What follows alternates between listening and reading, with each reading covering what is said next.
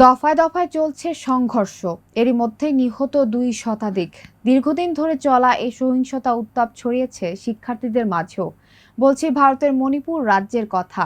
পরিস্থিতি মোকাবেলায় বাংলাদেশের মতো রাজ্যের কয়েকটি জেলায় অনির্দিষ্টকালের জন্য কারফিউ জারি ও ইন্টারনেট সেবা বন্ধ করেছে সরকার।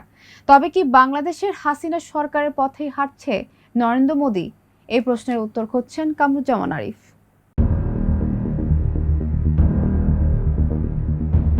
সহিংস সংঘর্ষের জেরে আরও একবার উত্তপ্ত হয়ে উঠেছে মণিপুরের পরিস্থিতি। গত কয়েকদিনে দফায় দফায় গুলি বিনিময়, বোমা বিস্ফোরণ, ড্রোন ও ক্ষেপণাস্ত্র দিয়ে হামলা, বেসামরিক নাগরিকের মৃত্যু, মণিপুর রাইফেলসের 2টি ব্যাটালিয়নের অস্ত্রাগার থেকে অস্ত্রশস্ত্র লুটের চেষ্টা সহ একাধিক ঘটনাকে কেন্দ্র করে উদ্বেগজনক পরিস্থিতি তৈরি হয়েছে।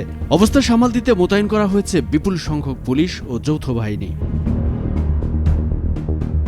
পরিস্থিতি মোকাবেলায় রাজ্যের কয়েকটি জেলায় অনির্দিষ্টকালের জন্য কারফিউ জারি ও 5 জেলায় 5 দিনের জন্য ইন্টারনেট সেবা বন্ধ করেছে সরকার। মঙ্গলবার নতুন করে রাজধানী ইম্ফলে ছাত্রদের সঙ্গে নিরাপত্তা রক্ষীদের সংঘর্ষের পর এই সিদ্ধান্ত নেওয়া হয়, যেমনটা জুলাই আগস্টে বাংলাদেশের পরিস্থিতির কথা মনে করিয়ে দেয়। হাসিনা সরকার আন্দোলন দমনে কৌশল হিসেবে দেশের ইন্টারনেট সেবা বন্ধ করে দিয়েছিল, কিন্তু শেষ রক্ষা হয়নি।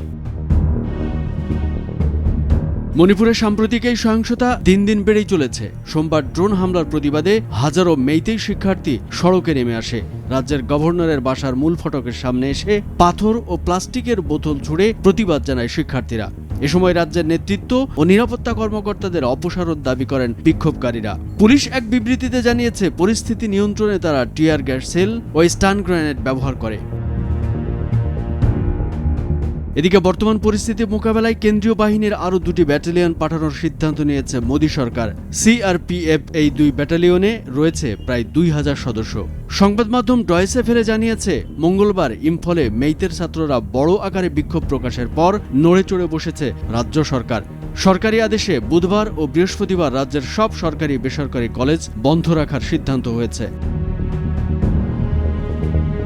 10 সেপ্টেম্বর সূত্রের বরাতে বার্তা সংস্থা পিটিআই জানিয়েছে, 58 নম্বর ব্যাটালিয়নটিকে তেলেঙ্গানার ওয়ারাঙ্গল থেকে এবং 112 নম্বর ব্যাটালিয়নকে ঝাড়খণ্ডের লাতেহার থেকে পাঠানো হচ্ছে। প্রথম ইউনিটটি মণিপুরের কাংভাইয়ে এবং দ্বিতীয়টি ইম্ফলের চারপাশে দায়িত্ব পালন করবে। জম্মু কাশ্মীর এবং উত্তর পূর্বের অন্যান্য অংশে অপারেশনাল দায়িত্ব পালনের জন্য আসাম রাইফেলসের 2টি ব্যাটালিয়ন মণিপুর থেকে প্রত্যাহারের পর এই পদক্ষেপ নিয়েছে কেন্দ্রীয় সরকার।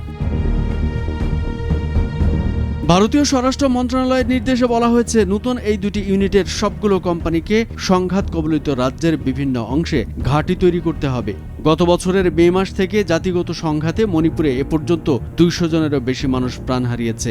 এর মধ্যে গত 10 দিনে নিহত হয়েছে অন্তত 11 জন। এদিকে শান্তি ফেরানোর ক্ষেত্রে প্রশাসনের ভূমিকা নিয়ে প্রশ্ন তুলে প্রতিবাদে নেমেছে বহু মানুষ। রোববার রাতে বিপুল সংখ্যক নারী ইম্ফলে রাস্তায় নামে রাজ্যে শান্তি ফেরানোর পাশাপাশি মুখ্যমন্ত্রী এন বীরেন সিং এর পদত্যাগের দাবিও তুলেছেন তারা। নতুন করে কেন্দ্রীয় সরকারের সৈন্য মোতায়েন, ইন্টারনেট সেবা বন্ধ, দমন-পীড়ন দেখে পরিস্থিতি কোন দিকে যাচ্ছে তা সহজেই অনুমেয়। কামরুজ্জামান আরিফ, ভোরের কাগজ।